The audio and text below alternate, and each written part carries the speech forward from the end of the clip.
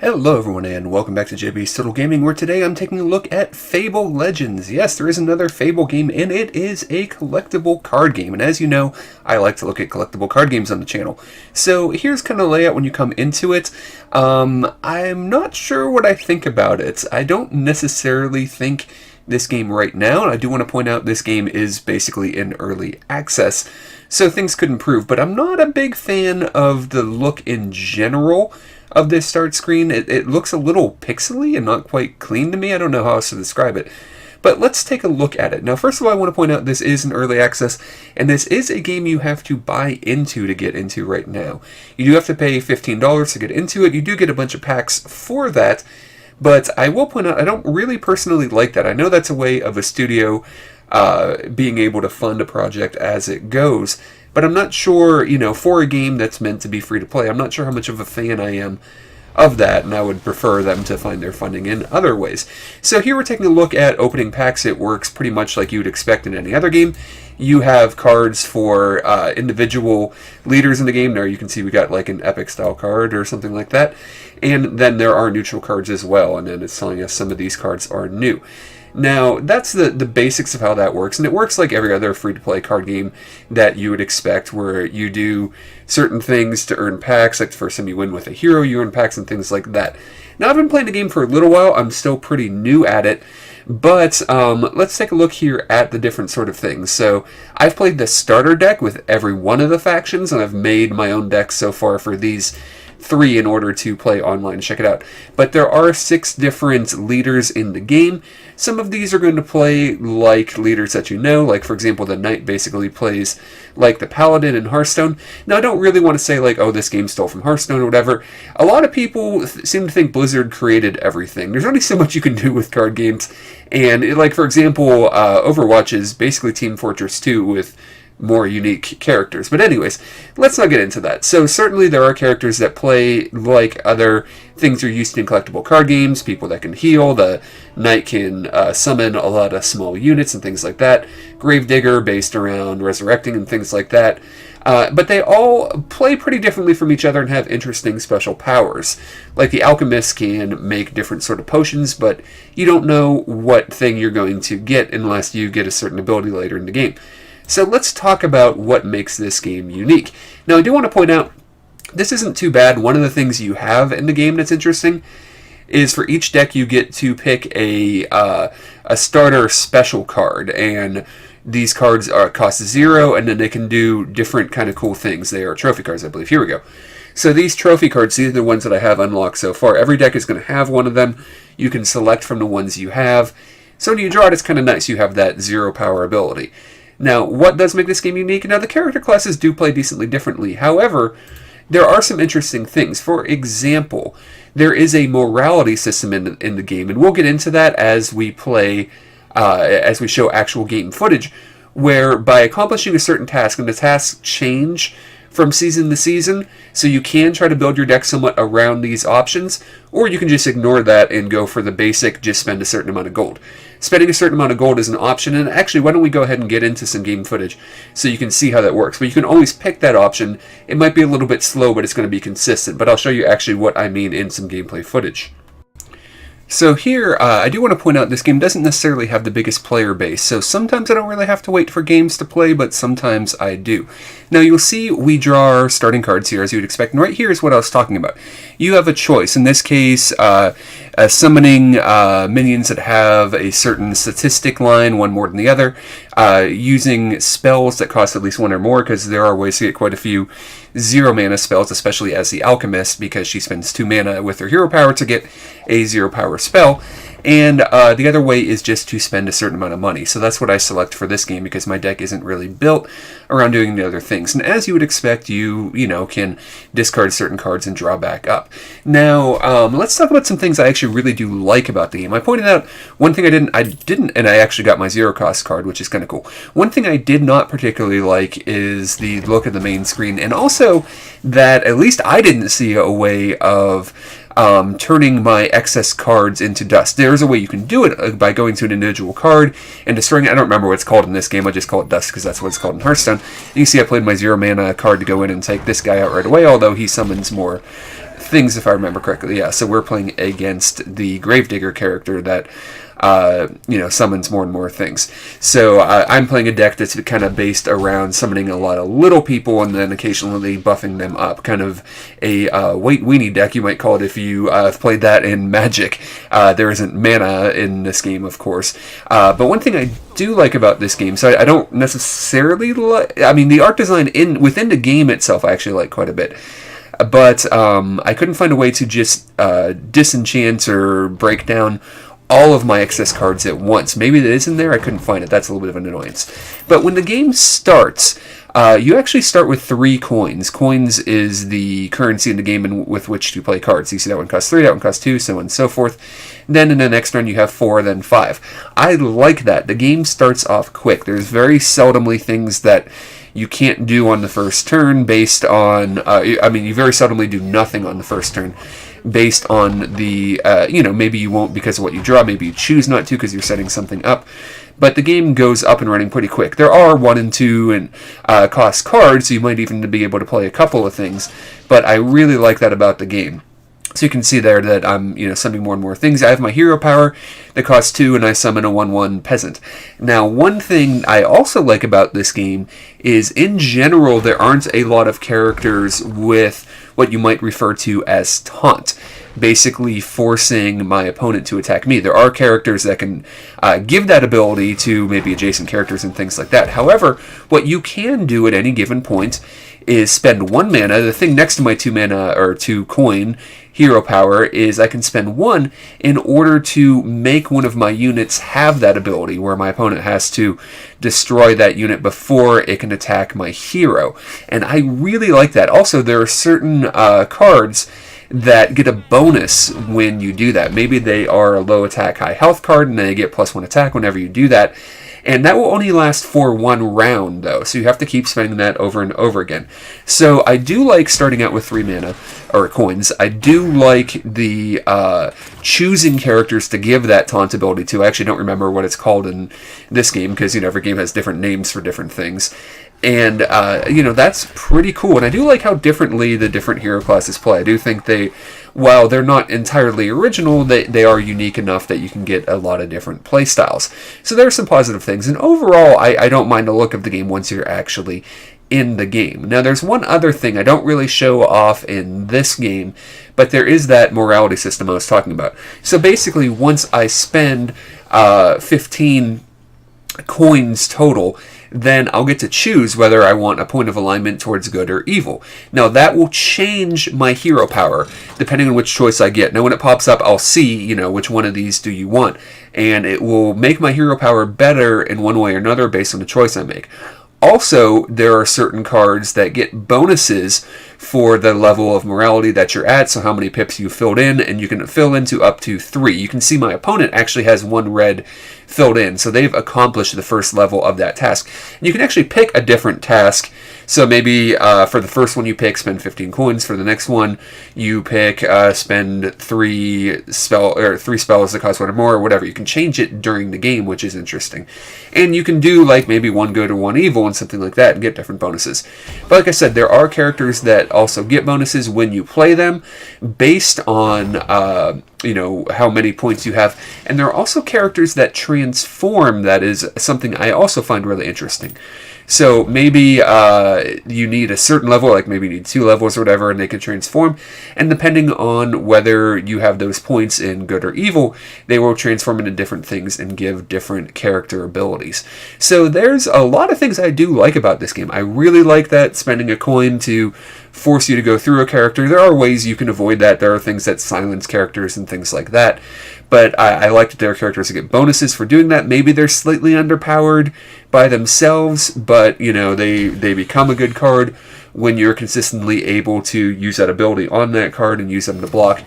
And, the morality thing I think is interesting.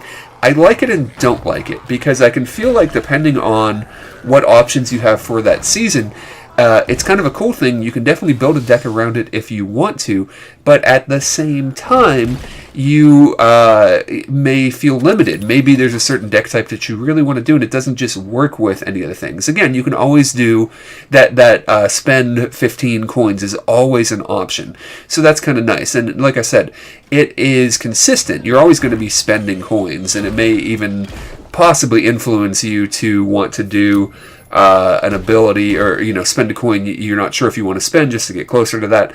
And here we go. So here I have this choice, and you can see the options there for what it's going to give me. And I don't think I have a lot of cards in this deck that are based around morality.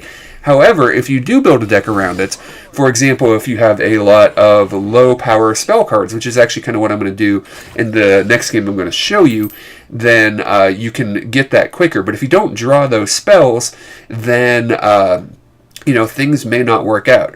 So overall here you can see that this is kind of my objective. I'm trying to flood the board. I have a card that will allow my units to gain a bunch of attack for 1 round. I have things that can buff my units, get buffed based on the type of units that I have.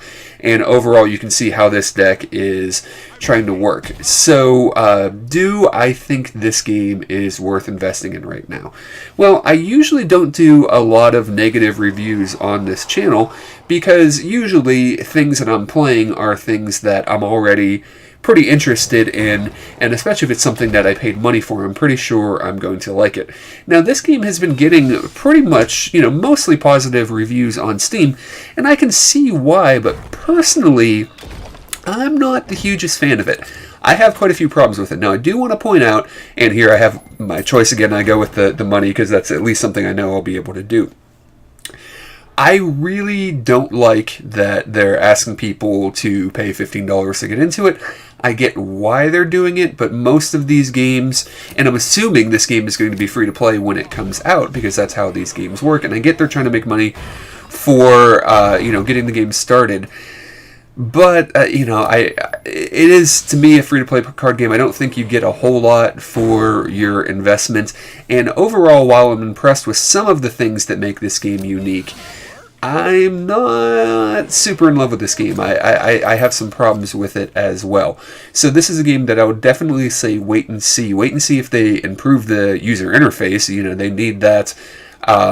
Being able to disenchant all your excess cards at once and things like that. That's stuff that I assume they're going to add. Maybe they'll change the look of it a little bit and clean it up.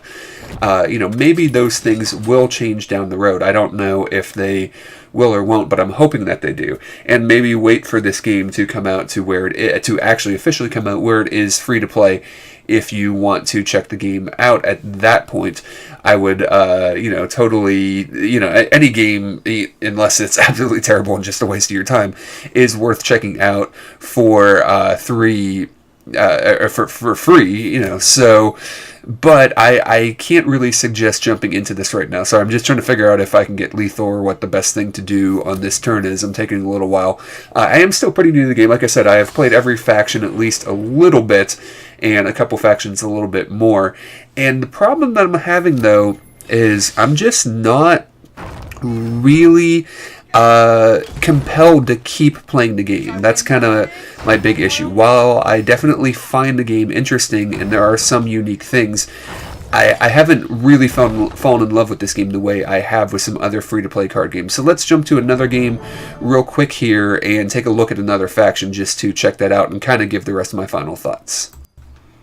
So here I want to show off at least one other faction, and I'm playing the Alchemist deck, so I can spend 2 in order to get kind of a random thing that will maybe upgrade health, upgrade damage, or heal a unit. And again, I can, depending on the morality, choose an upgrade. Now, because I have a lot of spells, a lot of them aren't that expensive in this deck, so you can see turn 1, I have 3 mana, so maybe we'll play a 3-4, which I do like. This deck, because it has that focus of a lot of different spells, I decided to go with that ability, and because of that, I'm able to more quickly gain some morality points in it. I haven't played around a whole lot with that. I think I have like 1 card that gets a buff for that, 1 card that transforms if I've done enough on the morality points. And I do think that I have seen some people do some interesting decks where they know they're going to be able to consistently get those points quickly and able to get some pretty powerful things out later in the game once they achieve, 1, 2, or 3 levels of that system. So that is pretty neat. So I'm actually playing an opponent playing a similar style to what I did before. So they got out a guy that at the end of the turn is going to pump out a peasant, and then he also buffed him up a little bit to make that unit more difficult to deal with. So overall, I love the blocking, the taunt mechanic, where you can spend a coin and you can, so there I just spent 2 in order to get this thing that allows me to swap a friendly unit's life and health, which is another one of the random things you can get. I believe there are 4 different random ones, and the 2 upgrades you can get once you get to level 1 morality is either pick the one you want or still get a random one, but it is more powerful, and those are interesting choices, and I do like that. So I decide I want to give this guy some health, and because I want to get rid of that guy who is going to pump out peasants that he may be able to buff and do different things with. So that is my priority right now. So I figure by giving this guy health, maybe I'll be able to kill that unit next turn. And this deck does have quite a bit of buffing units, as you will see as the game goes on. And I think that's a really neat idea. I think the heroes and the hero powers overall are well done. I think the unique cards for each faction are overall pretty well done.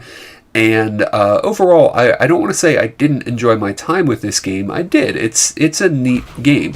And my opponent here has kind of a...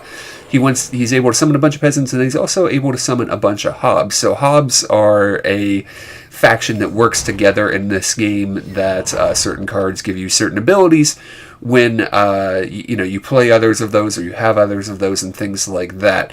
There's a bunch of those in different games. Pirates or Murlocs in Hearthstone, slivers or other types of units in Magic. So it's kind of an interesting thing. So I'm debating here. This card, big entrance is like a battle cry. Now at this point, I really want to take out that 3/2 guy who pumps out units, but my opponent used that ability. You see there carries kind of those glowing purple shields around that person.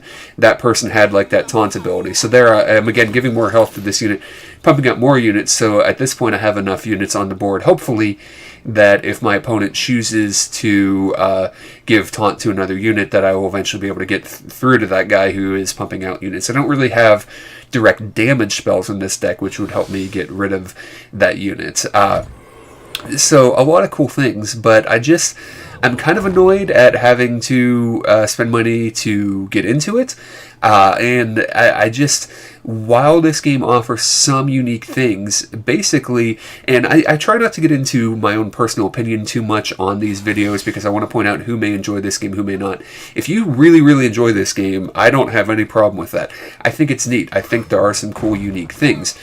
But I just couldn't get into this game the same way I could a bunch of the other things that I've covered on this channel, whether it be Duelist with that really neat board mechanism, and being a big board gamer, that is a mechanism I really enjoyed. So now I'm playing that unit. It's going to get a big buff to their health based on my opponent's units. Couldn't really decide when I thought the best time to play it was, and hopefully I'll actually be able to get rid of that guy now. So basically my opponent's playing somewhat kind of a rush deck. They want to get a lot of units out. They have hobs that can deal damage when you play more hobs and things like that. Whereas, I want to give this person another health so that they have to throw both of their peasants into it. And, I'm trying to get these big units out that I will give taunt to eventually in order to slow my opponent down so they can't go at my face. So overall, we're doing pretty evenly. I haven't done any damage to my opponent yet, and I do think I make a mistake in this game. So they're definitely playing a rush deck here. So they have a hob that deals damage to me when they play hob. They have a 3/1 rush, another rush hob, so they're definitely wanting to go right at my face. So I'm realizing it's a priority now. I'm going to have to make sure I save at least one coin every turn in order to have units that are able to block my opponent by just going face, because if I don't, my opponent's going to get to me. I do think I wait a little too long to attack my opponent's face in this game, but this is actually the first time I've tried this deck online playing with this hero. So you'll see at the end I'm basically level 0 with this hero. So it overall ends up going pretty well, even if I make some mistakes as the game goes on. But I really, really liked Duelist. I really liked Feria, that had that, map kind of mechanism where you're putting out land onto the board. Not land like in Magic, but land where you can summon units, and maybe it's generic or different types or things like that. So it's these games that offer something really genuinely new. So there I have my first choice. So I decide to go with the upgraded vials as opposed to picking the vial that I want. Now, and you can see I have all these, spell cards. Again, those 0/1s don't count, but, that 1 mana one will count towards getting my next level of morality, or that, anything like that will do. So this one goes a little bit better. So here, I'm able to pick the one I want, and I decide, so I'm going to go ahead and put Taunt on this guy, and because I only took 1 damage, I'm not going to heal it for 2 yet, but I'm going to force my opponent to try to come through me. Now, I could still be in trouble if they eventually get rid of that, get some rush cards out there, but I have a big card advantage now, and I figure my opponent's not going to be able to throw a whole bunch at me in one turn and do burst damage, which is, a way that you can often win games. So as long as I have at least 1 unit up that has a decent health and taunt, I think I'm going to be alright and kind of slow play my opponent. And this game just, while it has some unique things, and some unique things I like, this may sound silly, but for me, they're just not unique enough. If I'm going to get into a card game, it's got to have enough different for me to jump into. Enough that, it's not just Hearthstone with this mechanism or that mechanism, because everybody just copies Blizzard, like I said. But there's got to be something else there, and I go ahead and pick the more casting spells again. And this game just really doesn't offer me that. And what was the other one? The RuneScape one? I'm trying to remember. RuneScape Chronicles or something like that. A game that's, played on 2 different areas while you're setting out things for your hero to fight and like buffing, attack, and doing all this stuff. There again was a really neat game. So here I have a unit with a whole bunch of health. I actually should have played it before I played the other card, and it had even more health. And I'm thinking this will be enough to slow my opponent down, even though I'm losing quite a bit on health. They don't really have a lot of cards, and I choose not to play my card that will allow each of us to draw a card at the end of my turn, because I don't want to give my opponent more options. So this deck has a decent amount of card draw in it, because I want to be sure that I'm able to play a lot of these lower cost spells.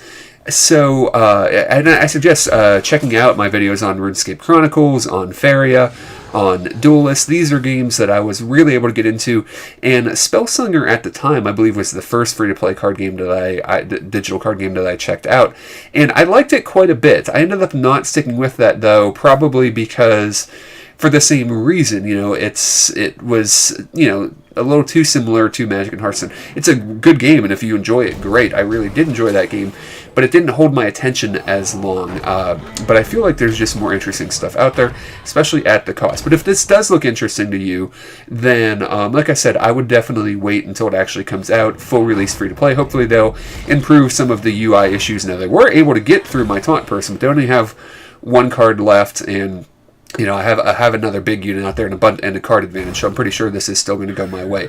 Now, they are trying to take me out, which probably is the smart thing to do, because if they're able to do enough damage and they have these units that hit me when they die, kind of like a death rattle effect, so, they may be able to get to me there, but overall, I enjoyed this game, but I'm not going to tell you guys to go out and get it right now for the cost. Maybe I'll do an updated review once the game actually releases. But this game, I haven't really followed its development so far, so I don't know if the game has been updating a lot recently. I've only checked it out over the past 2 weeks or so here and there when I can get some time in. And I like it, but I'm not in love with it. So there you go. I would suggest checking it out if it looks interesting to you and you don't mind the investment. If you're interested, the Fable kind of theme, I don't think is really super deep in it. Fable, has always had kind of a silent, generic protagonist that you make what you want to make out of. There's certainly going to be cards that if you've played the Fable games, you're going to be like, oh, that's cool. Jack of Blades and things like that. You might have saw that I drew Jack of Blades, I believe, in the last game. So, there are some cool things, but I don't think the Fable theme is all that strong either. So even if you're a fan of Fable, that's not necessarily going to be a selling point of the game. So you know what? I'll go ahead and let this, kind of play out. I feel like I've said everything I have to say about the game. It has some unique things. It's really good, but I don't think it's enough to invest in right now. And like I said, I'll just kind of be quiet here, let you guys check out the end of the game, where I do take, I think, a little too long. I'm so worried because I'm at low health of my opponents. being able to get through to me. Maybe they have a way of silencing one of my minions, but they have no cards now, and I probably should have gone face a little bit sooner. But thanks a lot for watching, everybody. Leave a like if you enjoyed this, a dislike if you didn't. Let me know in the comments if they're, because while I try to do as good a job as I can of keeping up to date about what's available in indie games, I will have another indie game roundup coming out soon here with some new games that you might want to possibly check out, and free-to-play games and things like that. If there's anything that you guys think is cool that wouldn't be a big investment in my part to check out, let me know, and I'll be happy to check those games out as well. Thanks a lot for watching, everybody, and we'll talk to you again soon as I finally do some damage to my opponent.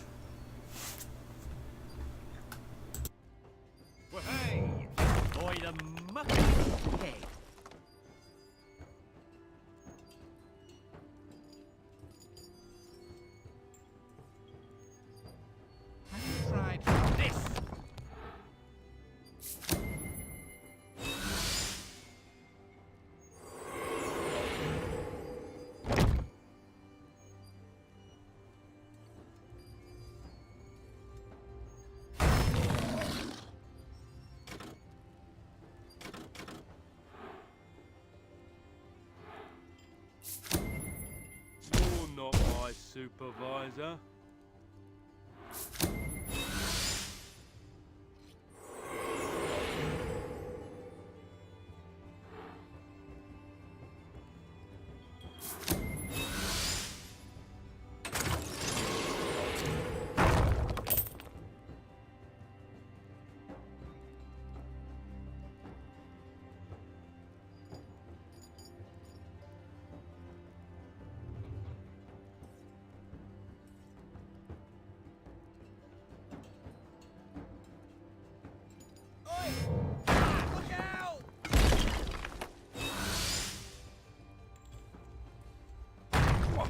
Rotten work. Can anyone else smell burning?